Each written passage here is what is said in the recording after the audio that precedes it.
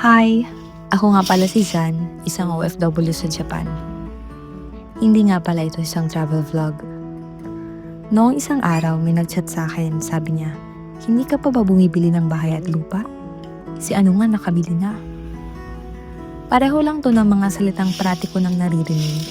Dapat bago mag-30, may asawa at anak ka na. Dapat magkaroon ka na ng sariling bahay habang nasa Japan ka pa. Walang forever sa pag-abroad, kaya dapat ayusin mo ang buhay mo bago umuwi.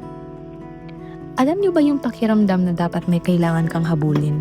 Pero teka lang, sino ba namang ayaw magkaroon ng bahay at lupa, ng stable na buhay? Pero iba-iba kasi tayo ng kalagayan, at maraming bagay ang hindi naman gets ng iba. Inflation, cost of living, at priorities, mental health, lalo na kung mag-isa ka.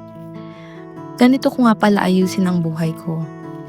Ito rin pala ang mga naipon ko, mga resibo at bills. Kung hindi nagbabasa, ako'y nagsusulat. Minsan, nanonood ng mga pelikula. Tahimik, mabagal, pero buo pa rin ang araw. Slow living. Sa 6 na taon kong pagtatrabaho sa Pilipinas, maliban sa full-time job, meron akong part-time online. Akala ko kasi, productivity lang ang sukatan ng tagumpay. Pero ngayon, natutunan kong hindi pala masama ang huminto, huminga at namnamin ang kasalukuyan. Hindi ito tungkol sa pagsuko, ito ay tungkol sa pagpili. At pinili kong ayusin ang buhay ko sa paraang hindi kailangang mabilis. So ayun, welcome sa unang episode.